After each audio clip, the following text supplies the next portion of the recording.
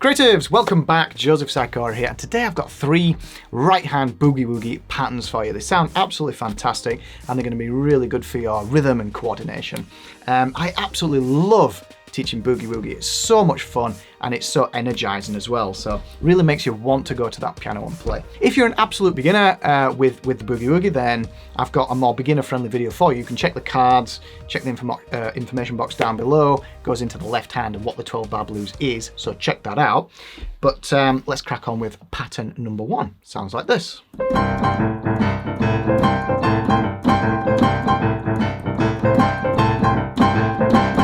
Okay, so what I'm going to do is I'm not going to spend a tremendous amount of time in super minute detail on these. What I will do is I'll go really slowly, I'll play it really slowly, and I'll also count out loud so you can get the rhythm and the timing. That way you can take this away, you can spend the time that you need to do to really nail those rhythms, because it's going to be tough, all right? The whole thing about Boogie Woogie is those rhythms, whilst they sound absolutely amazing, there's loads of off rhythms and there's loads of syncopation in there. So it'll take you a bit of time to try and seep those into your bones. But the more you do, the better you'll get at it. A bit like driving, a bit like skiing, you know, anything that requires coordination. The more you do, the better you get at it. Stop waffling, Joseph, get cracking. So here we go. Get your right hand into this position here.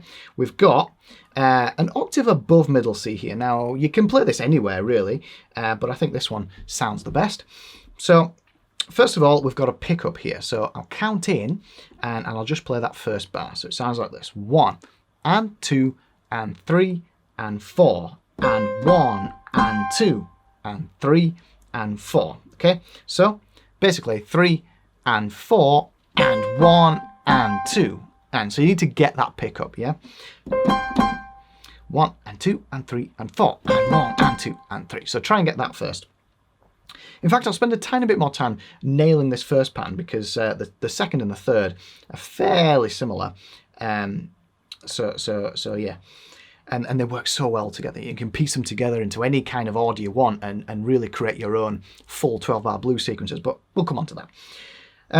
So once you've got through that first bar, 1, and 2, and 3, and 4, and, okay, back to the C on the end of the 4, and then 1, and 2, and 3, and 4, and, okay? So that second bar, 1, and 2, and 3, and 4, and, okay? So I'll put that together quite slowly, and I'll count out loud, okay? 1, and 2, and 3, and 4, and 1, and 2, and 3, and 4, and 1, and 2, and 3, and 4, and 1, and 2, and 3, and 4, and 1, and 2, and 3, and 4, and, okay? Notice my fingering, my second and my fifth finger here, and I'm swapping between the second and the fifth, and the third and the fifth, and then back to the first and the second and the fifth there, okay? As well, don't forget as well, I'm not keeping my wrist in the same position like this. If you are struggling with that octave span, then you can give yourself a tiny little bit of a twist here, right? Well, more like this kind of thing, not this thing, more like this. And then that gives you the room to get those notes, okay, without having to worry about that full stretch.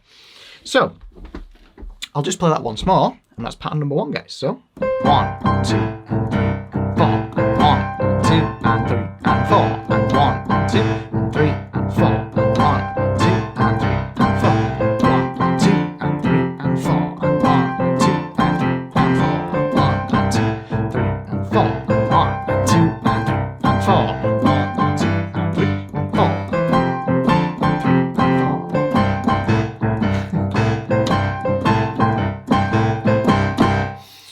Okay, so pattern number 2, exactly the same rhythm, okay? So spend as much time as you need to on pattern number 1 to try and nail that rhythm, really get it into you, get it into your bones, get it so you're really feeling it. And then pattern number 2 sounds like this.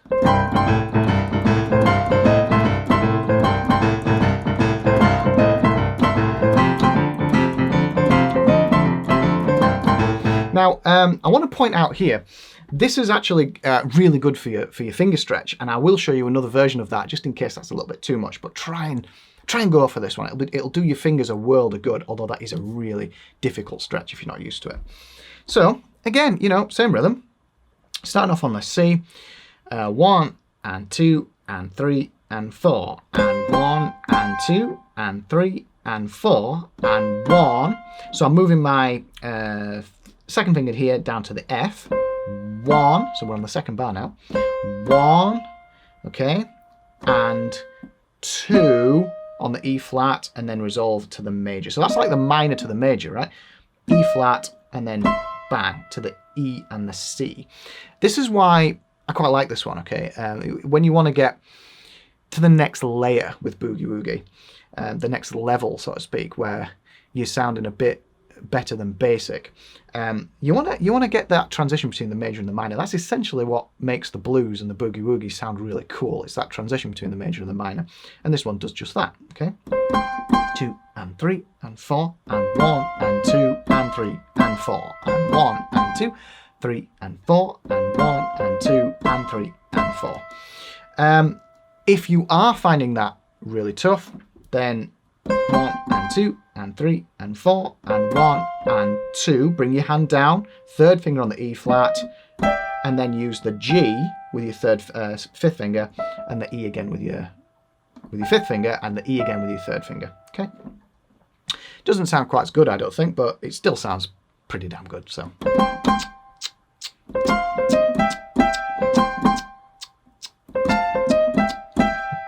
Little variation for you there as well.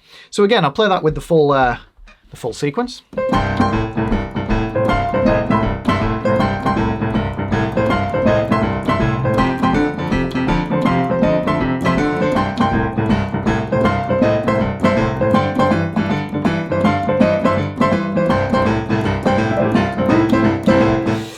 One last little thing to point out on that pattern is to try, if you can, I'm not going to stress out over it, but when you move to the F, without going too much into theory, you don't really want to be playing this E too much when you're on that 4 position or the F position here.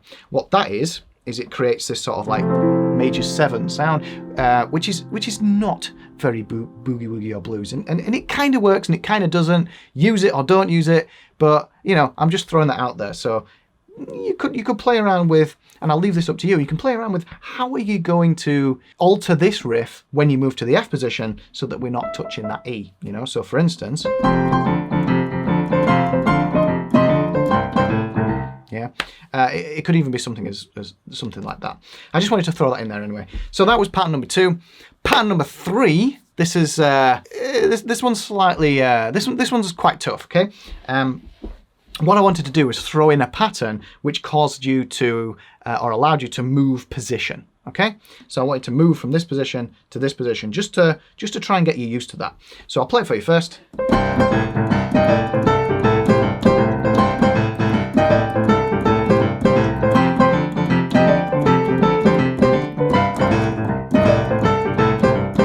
So, you know, it sounds really, really cool, especially when you just slot it in there now and again. And by the way, I made a mistake. Mistakes are totally fine with Boogie Woogie. I'm not going to stress out over it, and neither should you. So, again, we're going to start off pretty much the same. So, C, and then G, and the G and the C at the top. So, 1 and 2 and 3 and 4 and 1 and 2 and 3 and, but the difference is now we're going to move on the and of the 3. I'm going to bring down to the E flat and the G. I'm going to strike these two. 3 and 4 and. Okay, 3 and 4 and. And this is a really, really interesting Boogie Woogie technique. You want to keep the top note held and play around with notes underneath it. And you can do that in various different places. You know, which sounds really, really cool. So that's just something to bear in mind. So try and put some time in to try and get that technique where your little finger stays down on the G and you isolate these 3 notes at the bottom. Okay, so that first bar, 1 and 2 and 3 and 4 and. Okay, now once you've got that, 1 and 2 and 3 and 4 and, we're going to bring our second finger down here, and we're going to strike the A, G, A, and then G and C, like this. And that's the second bar, okay? 1 and 2 and 3 and 4 and 1 and 2 and 3 and 4 and. So if I put that together, 3 and 4 and 1 and 2 and 3 and 4 and 1 and 2 and 3 and 4 and 1 and 2 and 3 and 4 and 1 and 2 and 3 and 4 and, okay? There's no E in this, so it pretty much works throughout the whole of the 12-bar blues. Sounds like this.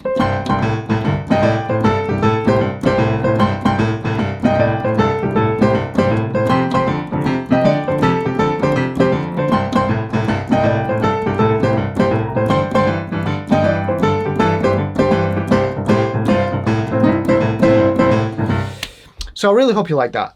Those three patterns there actually work really, really well together. And you can pick and choose them as you want. So once you've got used to the left hand, you've got used to the 12-bar blues, you can just set that going. And then whenever you want to, just pick any of those three patterns and slot it in. And now you've got a more interesting boogie woogie. So it could sound something like this, you know?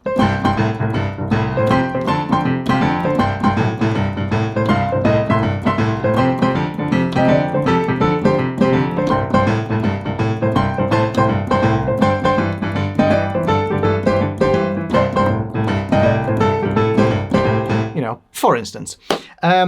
So it sounds really, really cool. If you put the time into this and you try and nail those, then even if it takes you a month to really get it, it'll be so useful for you. You'll start to feel the rhythms a bit more. And to be honest, you know, it'll be a challenge, but it's so much fun. Quick tip for you when you're breaking these patterns down, you can click the cog icon on the YouTube video and you can actually select a speed. So if you think I'm going a bit too quick there, then make use of that, start repeating those sections and try and nail those three patterns. Promise you, when you do, you'll really appreciate how good you sound. Thanks for watching, guys. If you've watched this video thinking, wow, that's just way out there for me right now, then I actually have a really cool beginner-friendly step-by-step video for you. It's the exact pattern that I show my my beginners when they first start in Boogie Woogie. So check the cards information box down below. You can grab a copy of that. As always, have fun. You know, just spend as much time as you need to nail it. Smash that subscribe button if you haven't done so already, as well as that notification bell next to it, so that you are notified of when my videos become available. That's super important on YouTube these days. And I will see you in the next video. Peace.